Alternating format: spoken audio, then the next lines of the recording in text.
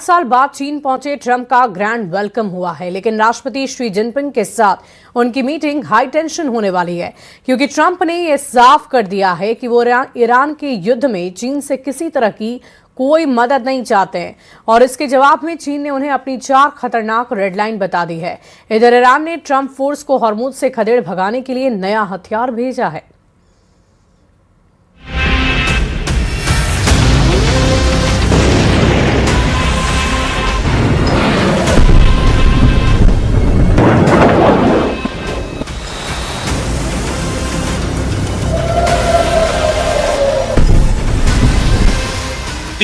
Missile launching site,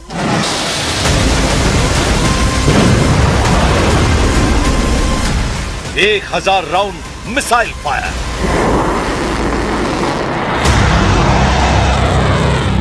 America Israel पर सबसे भयानक हमला।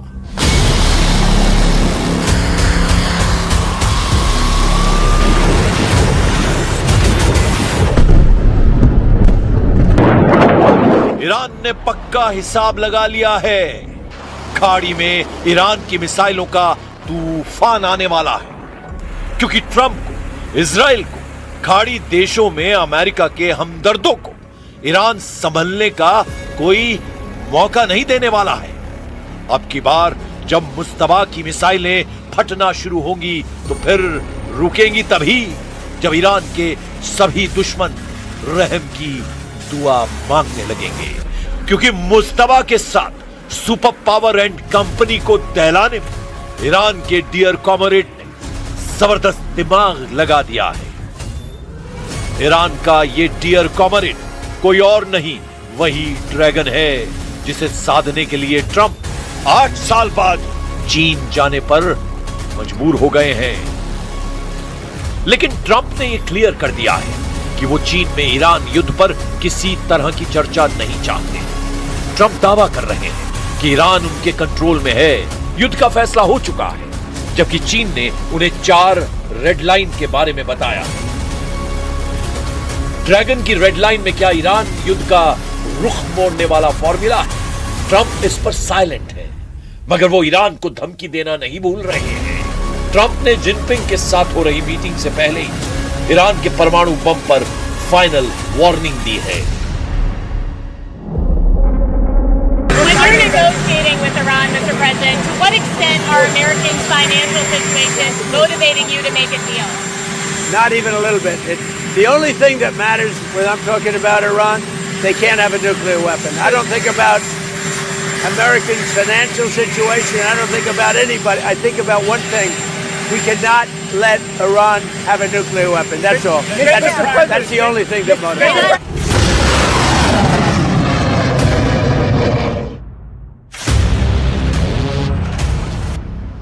हालांकि ट्रंप के धमकाने का कोई असर ईरान पर दिख नहीं रहा है। मुस्तबा के लड़ाकों ने अमेरिका और इजराइल पर डर्टी बमों की बौछार की तैयारी शुरू कर दी है।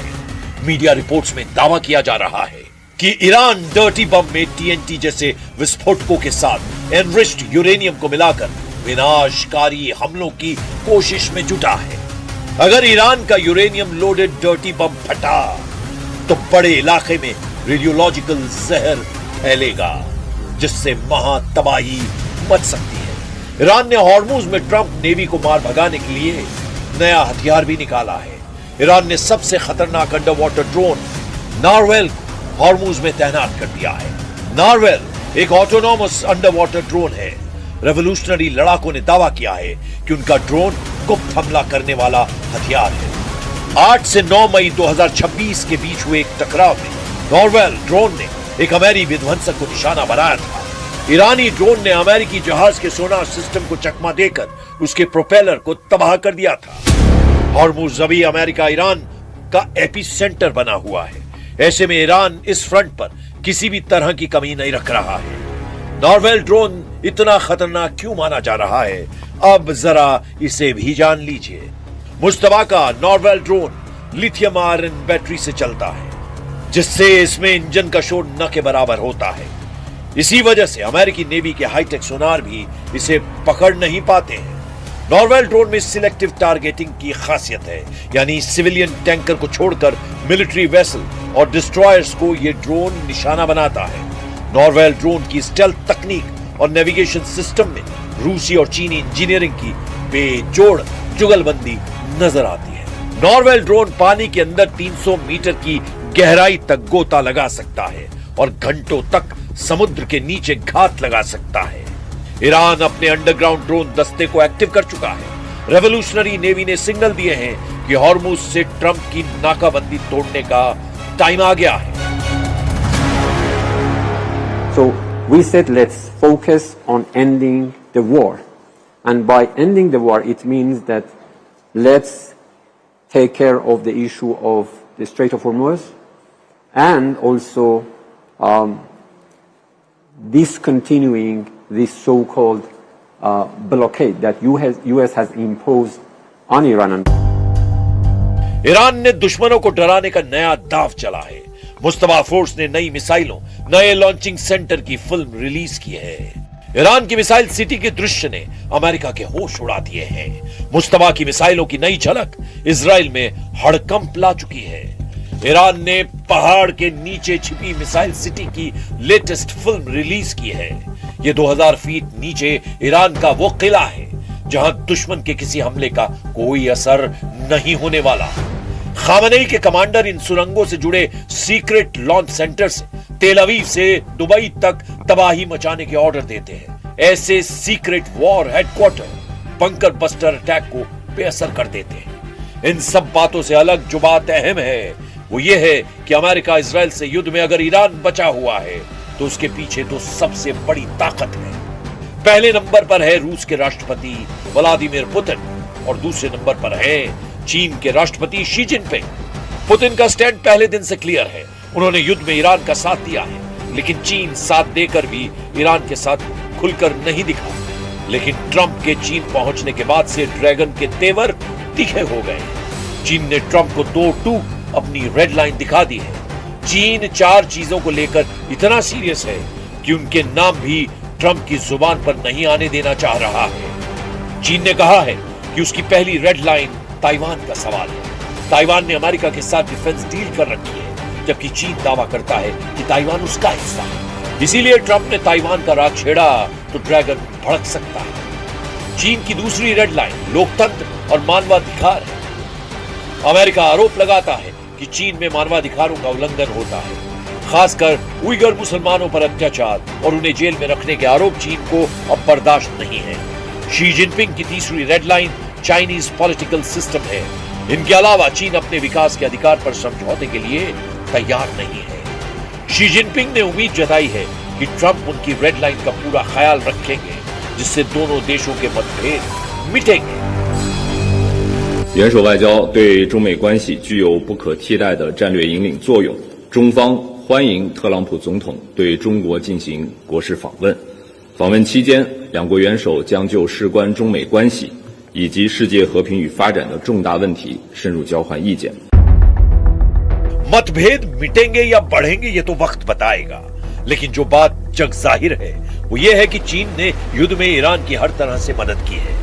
अमेरिकी सेना की जासूसी हो, हाईटेक हथियारों की तकनीकी हो या फिर युद्ध के हथियार, चीन ने ईरान से जमकर मुनाफा कमाया है। ट्रंप ये बात भूलने को भी तैयार है, बशर्ते चीन अब ईरान युद्ध से उन्हें निकालने का कोई रास्ता निकाले। हालांकि इसके आसार 0% हैं कि चीन अमेरिका को बचाएगा। चीन इस बात के लिए कुख्यात है कि जहां मुनाफा दिखा उसी गुट में ड्रैगन नजर आता है।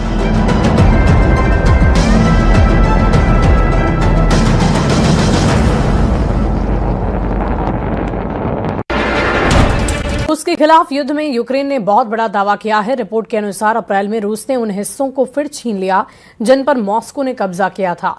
मतलब रूस ने जितनी तेजी से जमीन पर कब्जा किया उतनी ही तेजी से यूक्रेन ने उसे पीछे धकेला। मॉस्को करीबन 116 वर्ग किलोमीटर का नुकसान सह चुका है और अगस्त 2024 के बाद ये पहला महीना है जब रूस जंग में सबसे अधिक दबाव में है। इस रिपोर्ट को आप देखिए। Есть приказ. Подготовиться к совместным действиям. К совместным действиям готов. Проконтролировать правильность набора. Набор верен. Внимание, расчет. Вот. Есть вот. Приказ введен.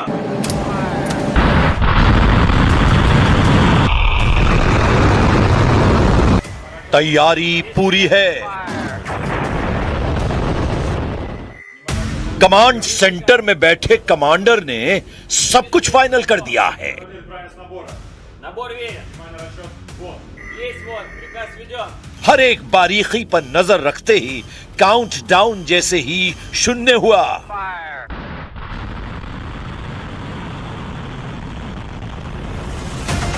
मिसाइल 7 समंदर पार करने के लिए तैयार हो गई। आसमान का सीना चीरते हुए मिसाइल तेजी से ऊपर की ओर बढ़ने लगी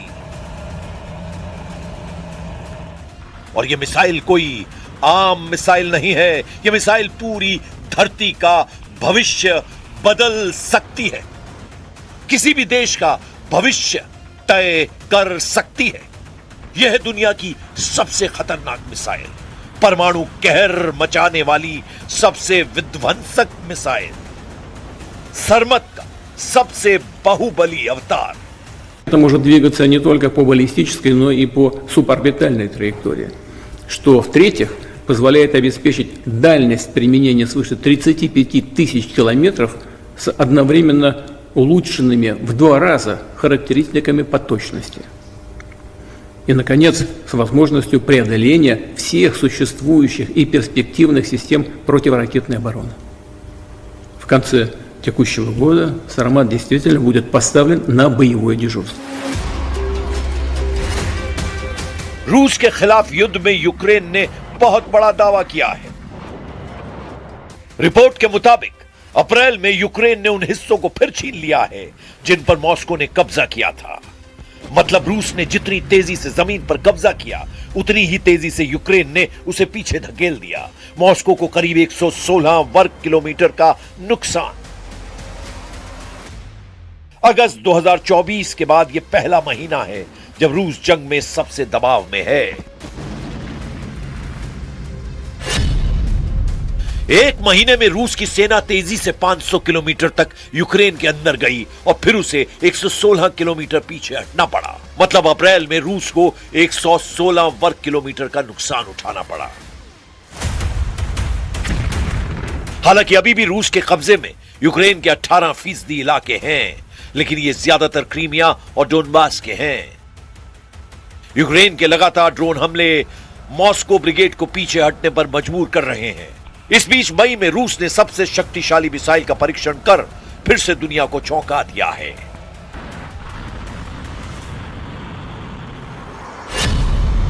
पूरी धरती का चक्कर 40,000 किलोमीटर में लगाया जा सकता है और इस मिसाइल की रेंज 35,000 किलोमीटर से ज्यादा है।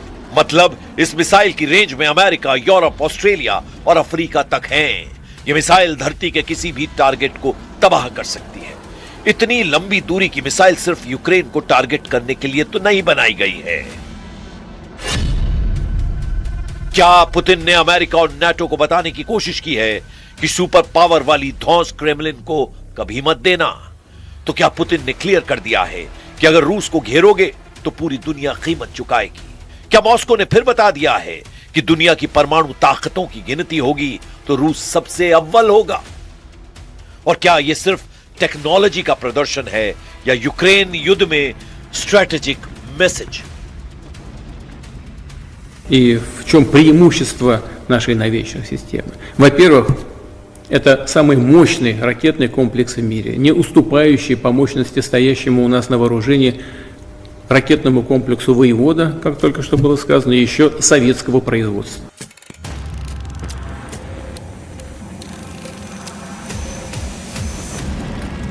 यूक्रेन के खिलाफ रूस 4 साल से युद्ध लड़ रहा है और अब दुनिया के सामने उसने परमाणु तबाही का सबसे बड़ा प्रदर्शन किया है। नाटो रूस के सरमत मिसाइल को शैतान मिसाइल बताता है और अपग्रेडेड सरमत मिसाइल उससे भी ज्यादा शक्तिशाली है। मॉस्को ने सरमत मिसाइल पर काम 2011 में शुरू कर दिया था। 2018 में उसे बड़ी कामयाबी हाथ लगी और अब उसने इसे दुनिया की तबाही का सबसे बड़ा हथियार बना दिया है। यह मिसाइल एक साथ कई न्यूक्लियर वॉरहेड ले जा सकती है, हजारों किलोमीटर दूर तक हमला कर सकती है और दुनिया की किसी भी मिसाइल डिफेंस सिस्टम को चकमा दे सकती है। सरमत RS-28 की नॉर्मल बैलिस्टिक रेंज 18,000 किलोमीटर है। FOBS यानी ऑर्बिटल रेंज 35,000 किलोमीटर से ज्यादा है। मतलब सैटेलाइट की तरह थोड़ी देर धरती के चक्कर लगातार भी टारगेट पर हमला कर सकता है। लंबाई 35.3 मीटर और डायामीटर 3 मीटर है। यह दुनिया की सबसे भारी बैलिस्टिक मिसाइल है, 208 टन। इसमें 3 फेज में लिक्विड फ्यूल भरा जा सकता है। सबसे खास बात यह है 10 टन का परमाणु बम अपने साथ ले जाने में यह सक्षम है। तो क्या पुतिन दुनिया को परमाणु युद्ध की धमकी दे रहे हैं? क्या यूक्रेन युद्ध अब परमाणु मोड़ की तरफ बढ़ रहा है? और ऐसा क्यों कहा जा रहा है कि सरमत की धमकी देकर 32 देश दहल जाएंगे? पुतिन का दावा है कि यह दुनिया का सबसे ताकतवर मिसाइल सिस्टम है। यह इतनी ताकतवर है कि इसकी मारक क्षमता पश्चिमी देशों की किसी भी मिसाइल से कई गुना ज्यादा है। Соединенных Штатов из договора по противоракетной обороне в 2002 году мы были вынуждены, хочу это подчеркнуть, вынуждены задуматься над обеспечением своей стратегической безопасности в условиях новой реальности и необходимости сохранения стратегического баланса сил. रिपोर्ट के मुताबिक रूस की ICBM यानी इंटरकॉन्टिनेंटल बैलिस्टिक मिसाइल जो परमाणु हथियार लेकर महाद्वीपों के पार हमला कर सकती है। यदि अगर रूस से छोड़ी जाए तो अमेरिका, यूरोप, ब्रिटेन सब इसकी रेंज में आ सकते हैं। और सबसे खतरनाक दावा, रूस कह रहा है कि सरमत हर मौजूदा और भविष्य की मिसाइल डिफेंस सिस्टम को भेद सकती है। रिपोर्ट्स के मुताबिक इसमें MIRV टेक्नोलॉजी इस्तेमाल की गई है, यानी multiple independently targetable re entry vehicles. सीधे शब्दों में कहें तो एक मिसाइल हवा में जाकर कई हिस्सों में बंट सकती है और अलग अलग टारगेट पर हमला कर सकती है। और यही वजह है कि नेटो इसे शैतान मिसाइल कहता है। रूस का यह भी दावा है कि सरमत पारंपरिक बैलिस्टिक ट्रैक पर नहीं है, बल्कि सब ऑर्बिटल ट्रिजेक्टरी से भी जा सकती है। यानी दुश्मन के रडार और डिफेंस सिस्टम के लिए इसे ट्रैक करना और मुश्किल हो सकता है। С 2025 года на боевое дежурство поставлен ракетный комплекс средней дальности наземного базирования «Орешник», который также может быть оснащен ядерными боеголовками.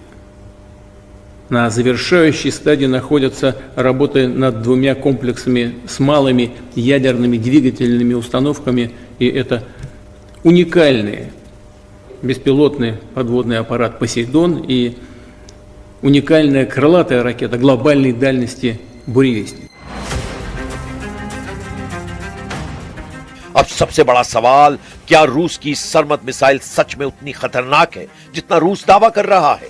पश्चिमी देशों के कई एक्सपर्ट्स दावा कर रहे हैं कि रूस ने पहले भी अपने कई हथियारों को लेकर बड़े बड़े दावे किए, लेकिन जमीन पर तस्वीर अलग निकली। सरमत प्रोजेक्ट खुद कई सालों की देरी और असफल टेस्ट का सामना कर चुका है। रिपोर्ट के मुताबिक 2024 में इसके एक टेस्ट में भारी विस्फोट हुआ था, जिससे लॉन्च साइट पर बड़ा गड्ढा बन गया था।